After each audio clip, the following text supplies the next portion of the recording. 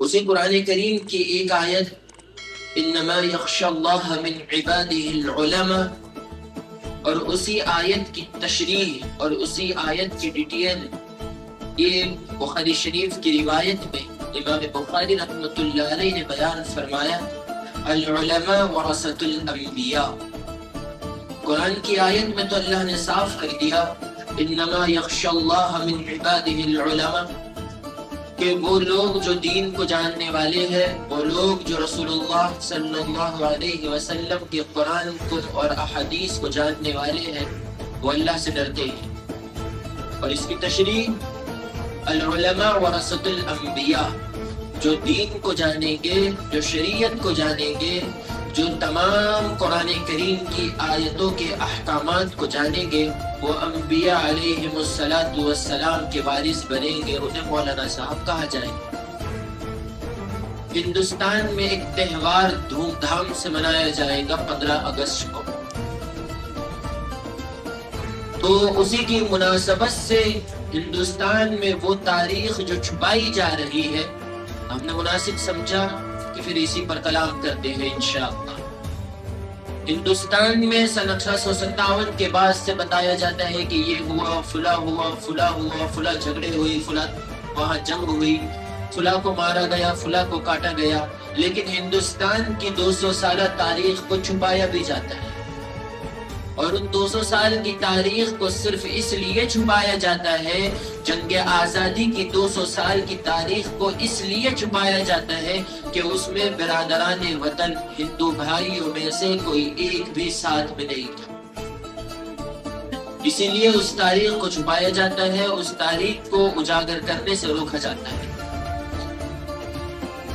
میں اصل یہ ٹاپک اسی لیے چھیڑا کہ 15 تاریخ کو پھر پروگرام ہوں گے، پھر لوگ جائیں گے، پھر اسکولوں میں جائیں گے، یونیورسٹیز میں جائیں گے، کالجوں میں جائیں گے، پھر سنیں گے، تو وہ تاریخ جو آپ کو وہاں سنائی جائے گی وہ سراسر جھوٹ ہوگی۔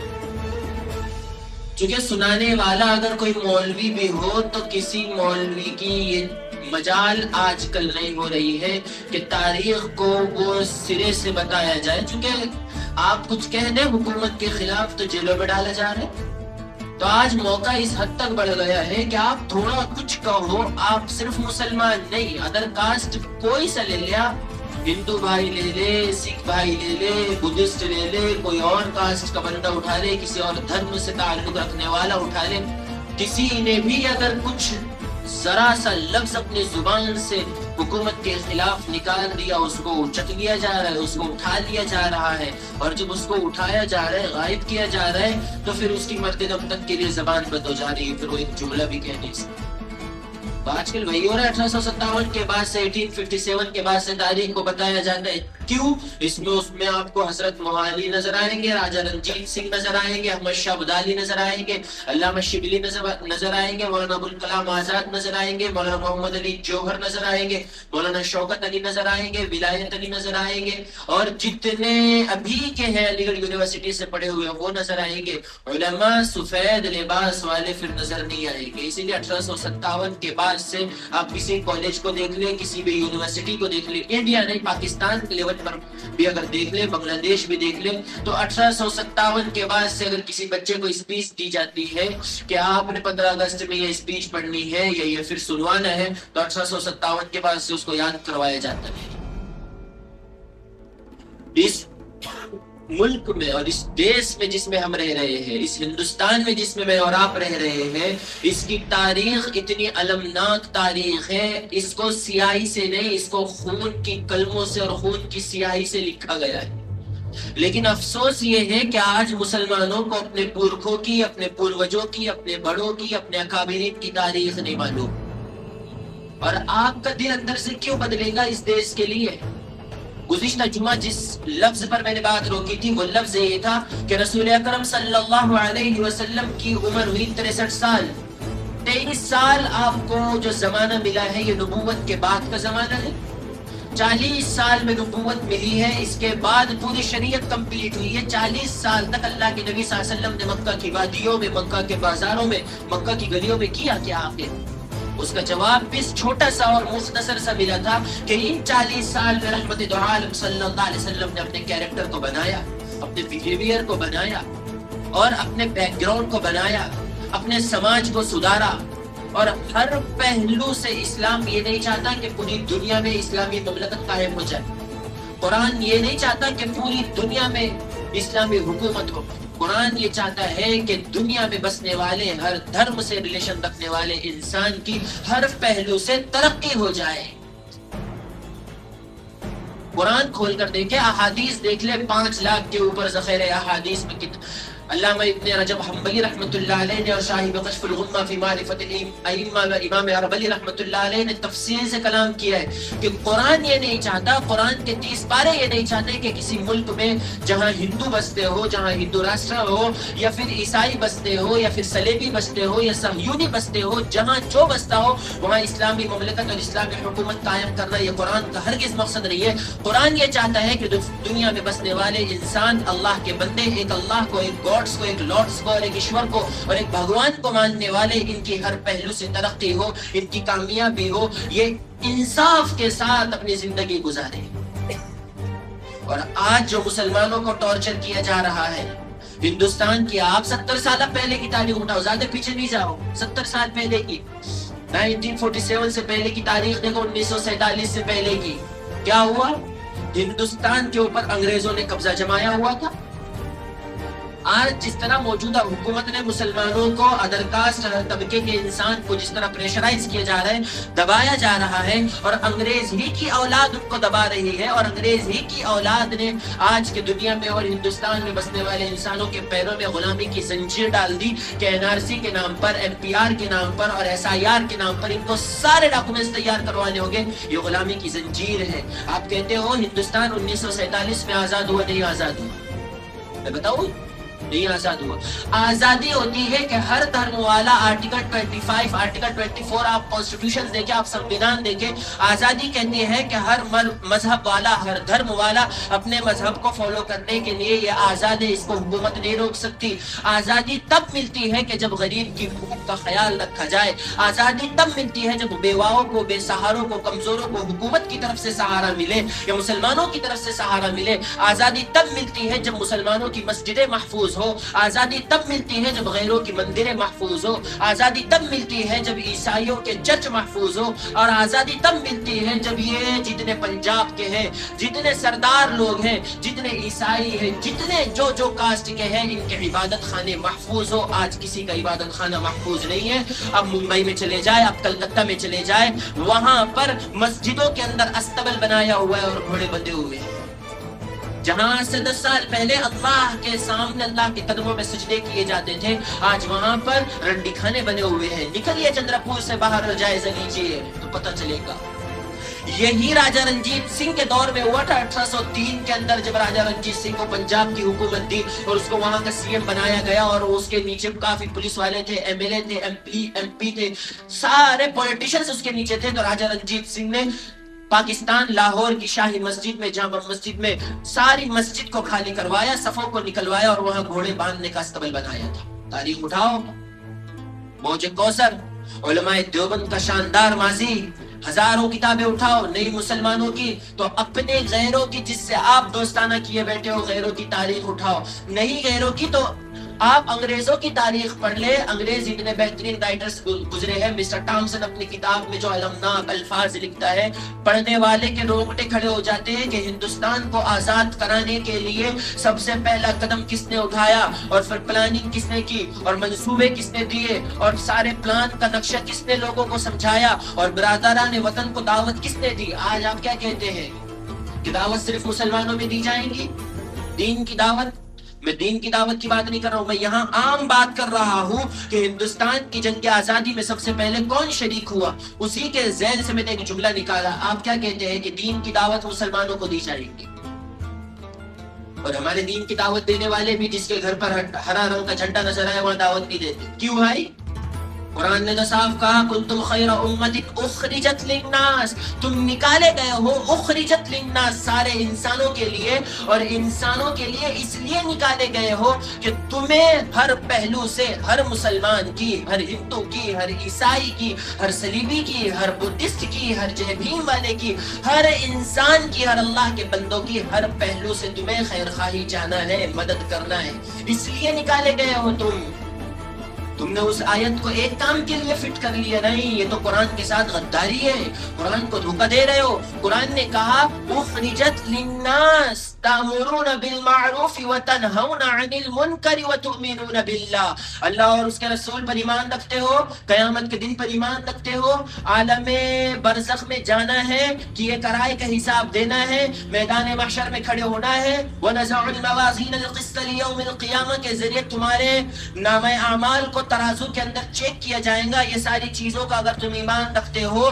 تو دنیا میں جب تم جا رہے ہو، اللہ رسول کو مان رہے ہو، تو بالغ ہونے کے بعد نماز بعد میں، بالغ ہونے کے بعد روزے بعد میں، بالغ ہونے کے بعد زکوٰۃ بھی بعد میں، بالغ ہونے کے بعد حج بھی بعد میں، مسلمان کو مسلمان سمجھانے کے لیے اور مسلمان کو عام بندوں میں، عام اللہ کی مخلوق میں، عام اللہ کے بندوں پر جو اللہ پر ایمان نہیں رکھتے ان کو ریئلائز کروانے کے لیے سب سے پہلے مسلمان کا کیریکٹر دینا پڑے گا کہ تمہارے دل کے اندر یہ اڑن ہونی چاہیے کہ جتنے دنیا میں بسنے والے انسان ہیں ہر پہلو سے ان کی میں خدمت میں کام آ سکتا۔ ہم کیا سمجھتے ہیں نماز ہم نے پڑھ لی تو ہم مسلمان کہلائیں گے؟ 3 جمعہ سے تو وہی بتا رہا تھا کہ داڑھی رکھنے سے مسلمان ثابت نہیں ہو جاتے، ٹوپی پہننے سے مسلمان، آپ مسلمان اپنے آپ کو سمجھتے ہوں گے، اسلام ہمارے پاس نہیں ہے۔ ہم اپنے آپ کو مسلمان ضرور سمجھتے ہیں، لیکن میں صاف کہتا ہوں ڈنکے کی چوٹ پر، اسلام ہمارے پاس نہیں ہے۔ اسلام اس کا نام نہیں ہے کہ باپ تھکا ہوا آیا ہے تو تم اس کے چہرے کی طرف پیر کر کے بیٹھو، اسلام اس کا نام نہیں ہے۔ اسلام اس کا نام نہیں ہے کہ تم 2-5 روپے کما رہے ہو تو اپنی بیوی کو دبا کر کے رکھو گے اور اپنے جوتی کی نوک پر بٹھا کر رکھو گے، اسلام اس کا نام نہیں ہے۔ اسلام اس کا بھی نام نہیں ہے کہ تم پارٹنرشپ میں کاروبار کر رہے ہو تو تمہارے پارٹنر کو بھی نہیں پتا تم نے کتنا بڑا جھول کیا ہے، تم یہاں اس کو دھوکہ دے رہے ہو اور کاروبار ساتھ میں مل جل کر ایک ہی کپ میں چائے پی رہے ہو۔ اسلام دھوکے بازی کا نام نہیں۔ ٹاپک کہیں اور جا رہا ہے اپنا۔ میں یہ کہہ رہا تھا کہ جب ہندوستان انگریزوں کا مکمل اس پر قبضہ ہو گیا اور مسلمان اور دنیا میں اور ہندوستان میں بسنے والے انسان ان کے پیروں میں غلامی کی زنجیر ڈال دی گئی، تو سب سے پہلے مجدد الفسانی سرہندی علیہ الرحمہ نے امت کے لوگوں کو یہ بتایا کہ اب یوں لگتا ہے کہ مسلمان جو اس دیش میں رہ رہے ہیں ان کو اپنی شریعت پر عمل کرنا ہوگا، اور جتنے برادران وطن ہیں یہ مل جل کر ساتھ رہنا ہوگا، اس لیے کہ یوں لگتا ہے کہ یہ جو انگریز آرے جا رہے ہیں، چکر لگا رہے ہیں۔ 1498 کا میں پہلا قدم انگریز کا یہاں پر پڑا، 1498 سے لے کر کے وہ 1900 تک۔ دیکھیں آپ کتنا زمانہ بنتا ہے، 600 سال کا زمانہ بنتا ہے، جس میں سے 550 سال تک انگریز نے یہاں پر منہ ڈلے ہیں ان لوگوں کے اوپر جو ہندوستان میں بستے تھے۔ 1498 میں حضرت شیخ مجدد الفسانی علیہ الرحمہ نے یہ جملہ کہا تھا، یوں لگتا ہے کہ انگریز یہاں تجارت کے غرض سے نہیں آیا، ہندوستان کے نظام کو مستحکم کرنے کے لیے نہیں آیا، بلکہ وہ قبضہ جمانا چاہتا ہے۔ تو پھر وہی دیکھتے دیکھتے حضرت کا انتقال ہو گیا۔ دیکھتے ہی دیکھتے سن 1601 میں ایسٹ انڈیا کمپنی کے نام سے، ایسٹ انڈیا کمپنی کے بینر تلے واسکو ڈی گاما کے ذریعے ممبئی کے ساحل پر انگریزوں کا پہلا وفد اور پہلی جماعت اٹھی 1901 کی بات ہے۔ چونکہ جس کی تاریخ معلوم کرنا ہے آپ کو تو اس کا شروع سے پوسٹ مارٹم کرتے آنا پڑے گا۔ اگر آپ مجھے کہہ دو 1857 کے بعد سے بتائیں نا کہ کیا کیا ہندوستان میں ہوا ہے اور لڑائی کہاں کہاں کن کن مقامات پر لڑی گئی ہے اور کن کن کو شہید کیا گیا ہے، اگر 1857 سے دیکھو گے تو اس سے پہلے کی جو قیمتی تاریخ ہے اور اس سے پہلے کا جو مضبوط اساس ہے، جو بنیاد ہے، آپ اس کو جان رہے ہو کہ سلیب کس نے بنایا، سینٹرنگ کس نے ٹھوکی، لوہا کس نے بانا، ڈھلائی کون سے ٹھیکیدار نے کی، آپ اس کو دیکھ رہے ہو۔ آپ یہ نہیں دیکھ رہے ہو کہ کالم کے گڈھے کس نے کھودے، اور اصل تاریخ کالم کے گڈھے کس نے کھودے، وہاں اس میں مسالہ کس نے بھرا، مسالہ کس نے کلایا، یہ دیکھنا ہوتا ہے۔ سن 1601 میں ہندوستان میں جب انگریز آیا، اس وقت ہندوستان میں احمد شاہ ابدالی کی حکم میں بالکل مختصر بتاؤں گا، کیونکہ میں نے آزادی کے اوپر سن 1601 سے لے کر 2024 اور 2025 لاسٹ تک میں نے پچھلے سال کلام کیا تھا۔ وہ پچھلے سال تقریباً 4 جمعہ میں نے آزادی پر کلام کیا تھا اور ایک ایک جملے کو بالکل ڈیپ میں جا کر کے سمجھایا تھا. جتنے اس میں شہداء اسلام آئے تھے, جتنے اسلام کے کارکنان آئے تھے, میں نے ہر ایک کی ہسٹری کو, ہر ایک کی لائف کو بتایا تھا. اس لیے اب میں بالکل پوائنٹ دوں گا, میں تفصیل سے کلام نہیں کروں گا. آپ کو سننا ہے یوٹیوب پر جا کر کے سن لینا. سن 1601 میں ہندوستان میں انگریز آیا, اور جب ہندوستان میں انگریز آیا اس وقت صرف دہلی میں 1000 عربی مدرسے تھے. 1000, یہ جملہ یاد رکھنا, یہ آپ کو آئندہ جمعہ کام آئے گا. 1000 عربی مدرسے. سن 1601 میں 1000 دلی میں صرف عربی مدرسے تھے. جب یہ انگریز آیا تو اس وقت احمد شاہ ابدالی مغلوں کی بالکل آخری حکومت چل رہی تھی, آخری دور تھا.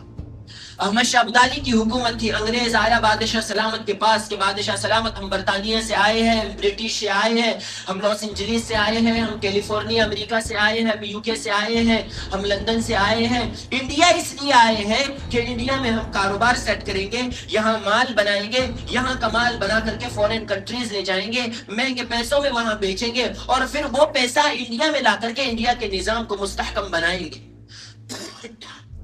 احمد شاہ ابدالی انگریز کی چالاکی نہ سمجھ سکا, تو اس نے 500 میل مربع زمین انگریزوں کے نام کر دی کہ جاؤ بھائی, یہ میسور کا پورا ایریا, پٹنم کا ایریا آپ کا ہے, یہ سر ہند کا ایریا آپ کا ہے, یہ میسور کے باہر کی بارڈر آپ کی ہے, یہ بنگال کی بارڈر آپ کی ہے. چونکہ اس وقت بر صغیر و پاک و ہند صرف یہ انڈیا نہیں تھا جو آپ آج ہمیں نقشے میں نظر آ رہے ہیں. پورا پاکستان ہندوستان کہلاتا تھا, پورا بنگلہ دیش ہندوستان کہلاتا تھا, اس میں برما بھی تھا, اس میں آسام بھی تھا, اس میں سری لنکا کا آدھا حصہ بھی تھا, اور افغانستان کی بارڈر تک کے ہندوستان اللہ کے نبی صلی اللہ علیہ وسلم کے دور میں پھیلا ہوا تھا. اتنا بڑا ہندوستان تھا اس وقت جب انگریز ہندوستان میں آیا. اس وقت کا بادشاہ بڑا ناعاقبت اندیش تھا, انگریز کی چالاکی کو, مکاری کو سمجھ نہ سکا. اس نے بڑی بڑی زمینیں دی. سن 1601 میں جب وہ آیا تو تب سے لے کر سن 1701 تک 100 سال کا زمانہ بیتتا ہے. ان 100 سال کو چھوڑ کر کے سن 1701 میں آپ دیکھیں تو ہندوستان کے بڑے بڑے 4 صوبوں پر ہندوستان انگریز نے قبضہ کر لیا تھا, صرف 100 سال کے اندر. تجارت مقصود نہیں تھی, آپ کی فائنینشلی کنڈیشن, آپ کی معاشی حالت یہ بھی مقصود نہیں تھی. مقصود تھا کہ مسلمانوں کے اوپر, ہندوستان کے اوپر قبضہ کرنا ہے. جو ہندوستان سونے کی چڑیا کہلاتا ہے, اس یہاں قبضہ کرنا ہے, یہاں کے مال کو لے کر کے برطانیہ لے جانا ہے. سن 1701 میں کئی صوبوں پر انگریز نے قبضہ کر لیا. اسی کے بیچ میں سن 1739 میں 1739 میں ایک گھر تھا شیخ عبد الرحیم صاحب کا, دہلی میں جامع مسجد کے پیچھے. شیخ عبد الرحیم کے صاحب کے یہاں ایک بچہ پیدا ہوا, ننھا منھا معصوم بچہ.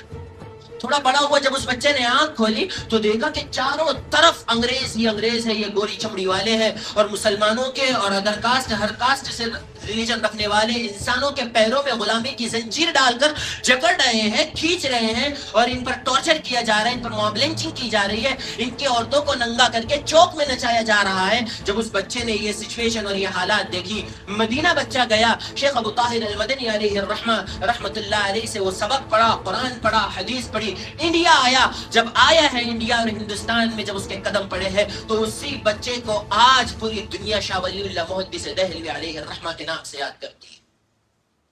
حضرت شاہ ولی اللہ محدث دہلوی رحمت اللہ علیہ ایسے عظیم انسان گزرے ہیں کہ آپ سے پہلے ہندوستان میں قرآن نہیں پڑھایا جاتا تھا, آپ سے پہلے ہندوستان میں حدیث کا درس نہیں دیا جاتا تھا. آپ کسی بھی مسلک کو اٹھائے, اہل حدیث ہو, بریلوی ہو, شیعہ ہو, تبلیغی ہو, کوئی صدق کسی بھی مسلک سے ریلیشن رکھنے والے, آپ ان کی سند کو اٹھاؤ تو شاہ ولی اللہ محدث دہلوی رحمت اللہ علیہ تک ان کی سند ملتی ہے, اس کے بعد ہندوستان کے باہر سند جاتی ہے.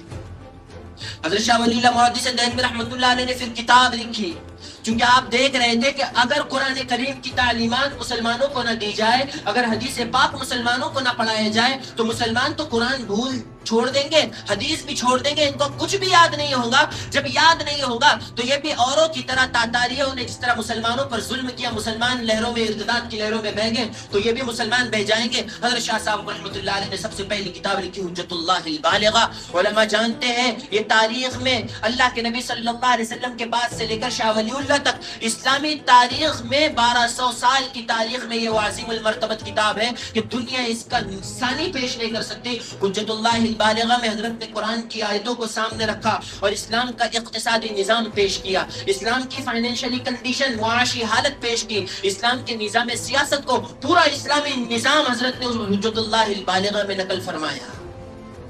پھر حضرت کا انتقال ہو گیا 1772 میں، 1772 میں پھر حضرت کے مسند پر بیٹھنے والا حضرت علی کا بیٹا شاہ عبدالعزیز محدث دہلوی علیہ الرحمہ، جب حضرت کے بیٹے نے دیکھا کہ انگریز اس طرح مسلمانوں کو پریشان کر رہے ہیں، تو پھر حضرت کے لڑکے نے سن 1772 میں جہاد کا فتویٰ دیا۔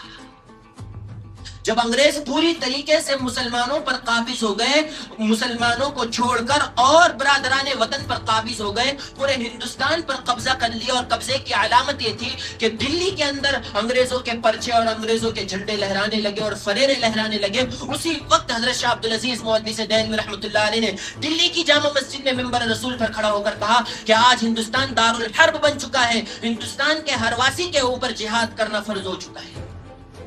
یہ ہے جنگ آزادی کی بنیاد۔ یہاں سے جنگ آزادی کی لہر اٹھے اور یہاں سے پھر علماء کرام کھڑے ہوئے اور اپنے ہی سر پر کفن باندھ کر کے تلوار ہاتھ میں لے کر اور نیزے اور بھالے ہاتھ میں لے کر کے انگریزوں کو مارنے کے پیچھے پڑے۔ تو اسی بیچ میں جب فتویٰ دیا تو حیدر علی کے گھر پہ، ایک میسور میں حیدر علی کے گھر پر ایک بچہ پیدا ہوا سن 1739 میں، ایک بچہ پیدا ہوا۔ اس بچے نے بھی حضرت شاہ صاحب کی طرح آنکھ کھولی تو چاروں طرف میسور میں انگریز انہیں کی حکومت ہے، انہیں کے گھوڑوں کی لید چٹوایا جا رہا ہے، اور انگریز اور مسلمانوں سے اپنے گھوڑوں کی خدمت کروا رہے ہیں، عورتوں کو ننگا کروا رہے ہیں۔ جب اس بچے نے یہ دیکھا اور اس تھوڑا بڑا ہونے کے بعد اس کے کانوں میں یہ آواز آئی کہ شاہ صاحب نے دلی سے جامع مسجد سے جہاد کا فتویٰ صادر کیا اور پورے ہندوستان میں جہاد کرنا ہوگا، تلواریں بجلیوں کی طرح ناچیں گی۔ جب یہ بچے نے سنا تو بچے نے 350 لوگوں کو اپنے قریب بلایا، ان سے مرنے کی بیعت اپنے ہاتھ پر لی کہ میں جا رہا ہوں انگریزوں سے لڑنے کے لیے۔ جب 350 کے لشکر جرار نے ہتھیار سے، نیزے بھالے سے لیس ہے، جب یہ نکلے ہیں تو اسی بہادر کو، اسی بچے کو، اسی مرد جلال کو آج دنیا سلطان ٹیپو کے نام سے یاد کرتی ہے۔ شیر ہند کا لقب ایسے نہیں مل گیا۔ ٹیپو سلطان آیا ہے پٹنم کے ایریے میں، 4 بڑی لڑائیاں لڑی۔ میں پوری تاریخ بتا چکا ہوں، میں وہ تاریخ نہیں دہراؤں گا کہ آپ کی جوانی کے قصے کیا تھے اور آپ کے تلوار چلانے کا انداز کیا تھا، میں وہ سب نہیں دہراؤں گا۔ جب سلطان ٹیپو لڑا ہے اور لڑتے لڑتے شہید ہو گیا، اور شہید صرف اپنوں کی غداری کی وجہ سے ہوا۔ میر صادق نے لالچ 500 مربع میل کے لالچ میں سلطان ٹیپو کو شہید کر دیا۔ وہ لمبی چوڑی داستان ہے، اس کو ایک طرف رکھتے ہیں۔ لیکن آج جب آتی ہے 2026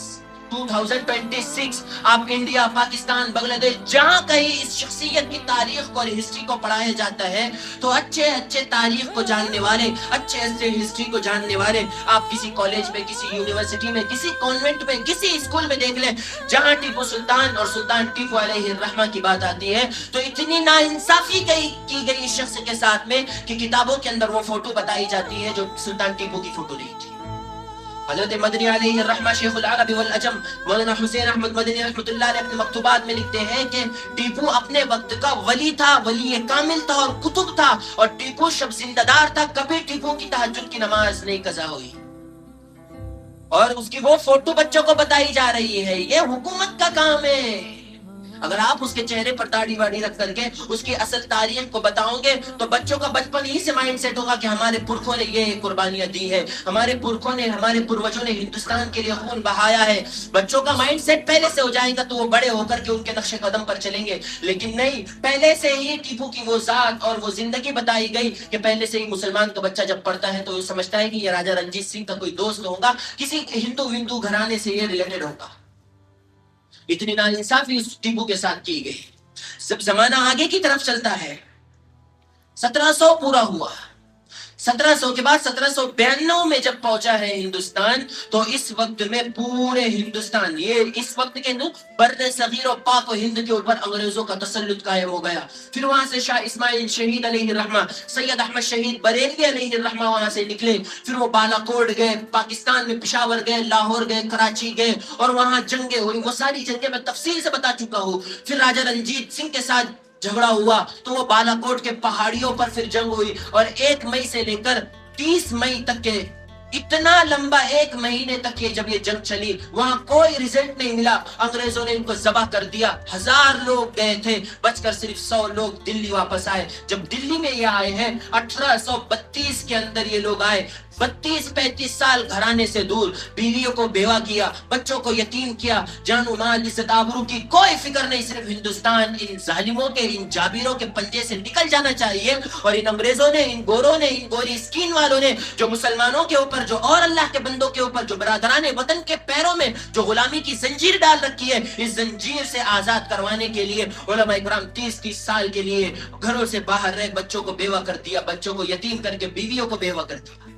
1831 کے اندر جب یہ واپس آتے ہیں, جس میں اس وقت کے بڑے بڑے علماء اکرام حضرت مولانا جعفر صاحب تھانیسری رحمۃ اللہ علیہ, مولانا یحییٰ علی, مولانا مملوک علی, مولانا شوکت علی, حاجی امداد اللہ مہاجر مکی, حجت الاسلام والمسلمین, قاسم العلوم والخیرات علامہ نانوتوی رحمۃ اللہ علیہ, یہ گاؤں گئے. جیسے آج الیکشن کے وقت میں نہیں جاتے ہو آپ ووٹ مانگنے کے لیے, گلی گلی میں جاتے ہیں, چائے کی دعوت دیتے ہیں, پھر ووٹ دینا, یہ کرنا وہ کرنا. یہ علماء اکرام گلی گلی گئے, گاؤں گئے, صبح گئے, شہر مار چھان مارا کہ بھائی انگریزوں کو بھگانا ہے ہندوستان سے, کوئی پلان بنانا ہے, کوئی منصوبہ بنانا ہے. لیکن 1855 تک کے کوئی چیز کام میں نہ آئی, سب تکر بکر کی طرح پڑے ہوئے تھے.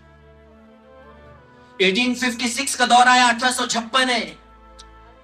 اب انہوں نے کیا کیا, اب اس وقت کے علماء کرام کو, جو ہندوستان کے بڑے بڑے علماء مانے جاتے تھے, دہلی میں کانفرنس ہوئی, دہلی میں میٹنگ ہوئی, اور اس میں بڑے بڑے ہندوستان کے اس وقت کے علماء کو بلایا گیا. 1856 تک کے کوئی برادران وطن مائی کلال پیش نہیں کر سکتا کہ کوئی نہ کوئی شریک ہوا ہو. ہندوستان کے بڑے سے گاؤں میں, بڑے سے شہر میں, دلی میں میٹنگ ہوئی, آئے علماء کرام, بیٹھے ہیں کانفرنس میں, میٹنگ میں بات ہو رہی ہے کہ بھائی کچھ نہ کچھ تو کرنا پڑے گا. اس میں حضرت مولانا نانوتوی رحمۃ اللہ علیہ, جو دارالعلوم کے بانی بھی ہے, حضرت نانوتوی نے جملہ فرمایا, میرے عزیزوں, میرے بھائیوں, آپ نہیں دیکھ رہے ہو کہ ہندوستان پر انگریزوں نے کس طرح قبضہ کیا ہے, یہ مسلمانوں پر, دلت پر, چمار پر, او بی سیز پر, بھنگی پر کس طرح ٹارچر کر رہے ہیں. کہ ان میں اور ہم میں ایک باپ آدم علیہ السلام کا خون گردش نہیں کرتا. ان کے سیلز کے اندر جو بلڈنگ ہو رہی ہے وہی سیلز ہمارے ہیں, اور اسی میں ہماری بھی بلڈنگ ہو رہی ہے. ساری باتیں کہنے کے بعد حضرت نے فرمایا کہ آج ہمیں یہ فیصلہ کرنا ہوگا, یا تو ہم زندے رہیں گے یا انگریز کو یہاں سے بھگا کر کے دم لیں گے. تو ایک ساتھی کھڑے ہوئے, میرے جیسے ایرے گیرے تتو کھیرے, فرمانے لگا, حضرت اتنا بڑا جملہ کہتے ہو, انگریز جس کے پاس بارود ہے, بم ہے, سیٹلائٹ سسٹم ہے, ٹیکنالوجی سسٹم ہے, جس کے پاس اسلحہ ہے, گھوڑے ہیں, لاکھوں لاکھ مویشی ہے, جس کے پاس تلواریں ہیں, نیزے ہیں, تیر ہے, اگر اس کے پاس اتنا بارود ہے کہ اگر وہ لگا دے تو پورا دلی بھسم ہو جائے. حضرت ہمارے پاس تو تعداد بھی نہیں ہے, ہمارے پاس کوئی وسائل نہیں ہے, ہماری میجورٹی نہیں ہے, مسلمان کم ہے. اس میٹنگ کے اندر ہم دیکھو کتنے 60-70-85 علماء کرام بیٹھے ہوئے. تو حضرت نے تاریخی جملہ فرمایا میرے بھائی, تم غازیان بدر کی تعداد نہیں جانتے. بدر کے میدان میں 313 صحابہ کرام تھے, ہزاروں کے لشکر کے پرکھ چھوڑا کر رکھے تھے. کیوں؟ کیونکہ وہ ایمان ہے جو اللہ نبیوں کو دیتا ہے, اور نبیوں کے جوتیوں کے صدقے میں اللہ وہ ایمان صحابہ کو دیتا ہے, اور صحابہ کی جوتیوں کا صدقہ کر کے اور نظارہ کر کے وہ ایمان اللہ تعالیٰ اپنے نیک بندوں کو دیتا ہے. یہی وہ ایمان ہے جس سے امت کو روشنی ملتی ہے. تو جیسے ہی جملہ سنا غازیان بدر کی تعداد کا, تو علماء کرام کے جگر میں اور دل میں اندر ہی اندر ایک خوشی مچل رہی ہے, اور جہاد کی اور لڑائی کی اور انگریز کو بھگانے کی, اور انگریز کب بوریا بستر باندھ کر ہندوستان سے بھاگ کر مجبور ہو جائے, یہی پلاننگ چل رہی ہے. میٹنگ ختم ہوئی, 2 جماعتیں اسی میٹنگ کے اندر بنی. ایک شاملی کے میدان میں, آپ میں سے جو یو پی والے ہیں وہ شاملی کا میدان دیکھے ہوں گے, بہار والے شاملی کا میدان, میں دیکھ کر آیا ہوں شاملی کا میدان. آپ جائے نا میدان میں, کھڑے ہو جائے شاملی کے میدان میں, تو آج بھی علماء کرام کا ابلتا ہوا خون نظر آتا ہے, اگر آپ تاریخ جانتے ہو. ایک جماعت امبالہ پر جس کی قیادت حاجی امداد اللہ مہاجر مکی رحمۃ اللہ علیہ نے فرمائی, اور ایک شاملی کے میدان میں جس کی قیادت حضرت مولانا جعفر صاحب تھانیسری رحمۃ اللہ علیہ نے فرمائی. جنگ ہوئی 1857 کی, اور بڑی خطرناک جنگ ہوئی ہے. 14,000 علماء کرام کو پھانسی کے پھندے پر لٹکایا گیا. 55,000 داڑھی ٹوپی پہننے والوں کو, جن کے چہرے پر داڑھی تھی, جن کا یونیفارم وائٹ تھا, علماء جیسا یونیفارم تھا, دلی سے لے کر مراد آباد تک, دلی سے لے کر میرٹھ تک, دلی سے لے کر خیبر پختون تک, دلی کے چاروں طرف کوئی درخت ایسا نہیں تھا جس پر کسی عالم دین کی لاش نہ لٹکی ہو. یہ سارا ماجرا 1857 میں ہوا ہے. مسلمان لاکھوں کی تعداد میں قتل کیے گئے اور شہید کیے گئے اور ان کو ٹارچر کیا گیا. جب یہ سب کچھ ہو گیا اور اس عظیم جنگ میں بھی مسلمانوں کو کوئی کامیابی نہیں ملی جتنی ملنی تھی, جو نتائج برآمد ہونے تھے, جو ریزلٹ ملنا تھا, اتنی محنت اتنی جد و جہد کے بعد وہ ریزلٹ نہیں ملا. تو علماء کرام مایوس نہیں ہوئے. ان کے دل میں ابھی بھی آزادی کی انگڑائی لے رہی تھی اور اندر ہی اندر وہ آگ سلگ رہی تھی, اندر ہی اندر وہ آگ مچل رہی تھی. تو اس کے بعد میں جو گیم اللہ نے پلٹا ہے اور جو مسلمانوں کو طاقت دی ہے, پھر حضرت شیخ الہند علیہ الرحمہ آئے, حضرت مدنی رحمۃ اللہ علیہ آئے اور مولانا جوہر علی کو ساتھ لیا, مولانا شوکت علی کو ساتھ لیا, حضرت موہالی کو ساتھ لیا, راجہ رنجیت سنگھ کے بعد اس کے جو گرو گھٹال تھے ان کو ساتھ لیا, مہاتما گاندھی کو ساتھ لیا, ڈاکٹر امبیڈکر کو ساتھ لیا, اور یہ پھر اب مسلمان اور ہندو یہ مل گئے ہیں اور انہوں نے جو پلاننگ کی اور انہوں نے جو منصوبے کیے, اس کے بعد جو ہندوستان کا نقشہ بدلا ہے. تو 1947 تک جو لڑائیاں ہوئی ہے وہ آئندہ جمعہ کو میں انشاءاللہ بیان کروں گا. یہی اپنی بات روکتا ہوں اور اس میں آخر میں ایک جملہ کہتا ہوں کہ 1857 سے پہلے جتنا دور گزرا ہے اس میں کوئی برادران وطن نہیں تھا. خون دے کر کے مسلمانوں نے اور علماء کرام نے اس دیش کو آزاد کروایا. لیکن آج ایک طبقہ ایسا آ گیا, آج کسی کو اللہ نے تھوڑی پاور کیا دے دی, آج وہ سکتہ میں کیا آ گئے, آج وہ سنسد میں بیٹھنے کیا لگ گئے اور سنسد کی اعلیٰ کرسی پہ بیٹھنے کیا لگ گئے. آج وہ یہ کہتے ہیں کہ برادران وطن اور مسلمانوں کا اس میں کوئی ہاتھ نہیں ہے, یہ دیش تو ہم نے آزاد کروایا, یہ دیش تو گاندھی جی نے آزاد کروایا. جبکہ گاندھی جی کا تعارف کروانے کے لیے کینیڈا میں, ٹورانٹو میں, انگلینڈ میں اور برمنگم میں یہ علماء کرام گئے تھے اور انہوں نے پرمیشن دی تھی. حضرت شیخ الہند رحمۃ اللہ علیہ نے پرمیشن دی کہ ہمارے یہاں سے ایک آدمی آ رہا ہے جو کانگریس کی بنیاد رکھی گئی 1902 میں, اور کانگریس کی بنیاد رکھنے کے بعد 1901 میں جمعیت کو سنبھالا گیا, جمعیت علماء ہند کو اہتمام کیا گیا اور مستحکم نظام کے ساتھ سنبھالا گیا. اس وقت شیخ الہند نے کہا تھا کہ ہمارے یہاں سے ایک بندہ آئے گا گاندھی نام کا, وہ تھوڑی سی اسپیچ کرے گا 5-10 منٹ کی. گاندھی جی کو ویزا نہیں مل رہا تھا, شیخ الہند کے کہنے پر گاندھی جی باہر گئے, باہر کا دورہ کر کے آئے. یہ ساری تاریخ جو ہے یہ آئندہ جمعہ کے لیے بچا کر کے رکھتے ہیں. میرے عزیزوں, بس کوشش اس بات کی کرنا کہ آئندہ جمعے وقت سے پہلے آ جائے, اور جو باتیں اب ان 1857 کے بعد شروع ہوگی, اصل بات یہ ہے کہ یہاں سے کس نے غداری دی, یہاں سے کس نے غدار کہا, اور جو غدار کہتے آ رہے ہیں اور مسلمانوں کو جو آج ٹارچر کیا جا رہا ہے اور موجودہ دور کی حکومت آج جو مسلمانوں کو پریشرائز کر رہی ہے, اس کا ایک لنک ملتا ہے 1857 سے. جو بیج وہاں پر غیروں نے اور انگریزوں کی ناپاک اور کمینی اور خبیث اولاد جو چھوڑ کر کے گئے تھے, آج مسلمان اس کے کیے کرائے کی سزا بھگت رہے ہیں. ہماری ہی غلطی کی وجہ سے آج تک ہم سزا بھگتتے آ رہے ہیں. یہ جو مین ایک پوائنٹ ہے اس کو انشاءاللہ آئندہ جمعہ میں بتاؤں گا. جو حضرات جن حضرات کی سنتیں باقی ہے وہ پڑھ لیں.